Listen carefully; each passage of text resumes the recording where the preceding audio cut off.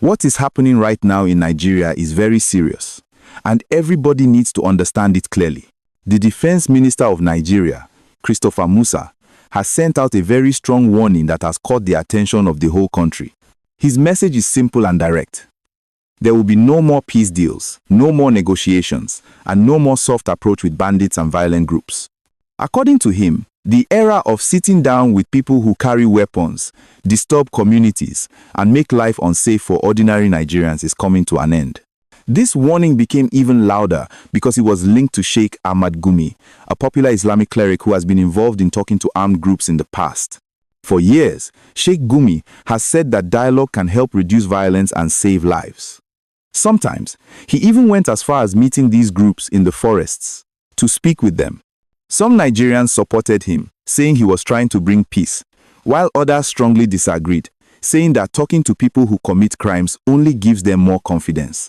Now, the defense minister is saying very clearly that such an approach is no longer acceptable. He used a strong statement that many people are talking about: a friend of a thief is a thief. What he means by this is that anyone who supports, defends, or gives excuses for bandits is indirectly helping them. According to him, crime should never be explained away or justified. Violence is violence, and it must be treated as such. The government believes that peace deals in the past did not solve the problem. Instead, they believe those deals made things worse. Some armed groups collected money, promises, or protection, but later returned to violence. From the government's point of view, this created a dangerous cycle where criminals felt they could always negotiate their way out after causing harm. The defense minister is now saying that this cycle must stop. This message is not only for religious leaders or individuals. It is also for state governments. In the past, some state governments tried to make local peace deals in order to calm their areas. Sometimes it worked for a short time, but the violence often came back. The defense minister is now warning that security decisions must follow one clear national strategy, not different approaches in different states. According to him, security is a national issue, and it must be handled with seriousness and unity. Many Nigerians are reacting strongly to this development. Some people are happy and say this is the tough decision the country needs. They believe that showing strength and consistency would discourage violent groups. Others are worried and ask questions like, what about innocent people who might be affected? What about communities that are tired and just want peace by any means? These are real concerns, and they show how complex the situation is. But from the defense minister's message, one thing is very clear. The federal government wants to send a signal that Nigeria will no longer appear weak in the face of violence. They want to rebuild confidence in the security system and show that crime does not pay. They also want people to be careful with their words and actions, especially public figures. According to them, words matter, and the way issues are discussed can either help peace or encourage disorder. At this point, let me quickly remind you to like this video and subscribe to the channel if you want to keep getting clear and simple explanations of what is happening in Nigeria in real time. Your support really helps the channel grow. Another important part of this story is how it affects ordinary Nigerians. Farmers, traders, students, and families are the ones who suffer the most when insecurity continues. Schools close, businesses suffer, and people live in fear. The government is saying that the only way to truly protect these people is to deal firmly with those causing the problem. They believe that lasting peace can only come when there is respect for law and order. This warning also sends a message to anyone who may be thinking of supporting or praising violent groups online or offline. The government wants everyone to know that there are consequences. According to them, neutrality is no longer an option when it comes to national security. You are either supporting peace and law, or you are helping disorder. Public discussion on this issue is still growing. Social media is full of debates, arguments, and opinions. Some people are praising the defense minister for speaking boldly. Others are defending Sheikh Gumi and saying his intentions were misunderstood. What is important is that Nigerians are talking about it, and the issue of security is being taken seriously again at the highest level. This moment could mark a turning point. If the government follows through with its words using discipline, fairness, and respect for human rights, many believe things can improve. But Nigerians will be watching closely because words alone are not enough. Actions will matter. Once again, don't forget to like this video and subscribe so you don't miss any important updates.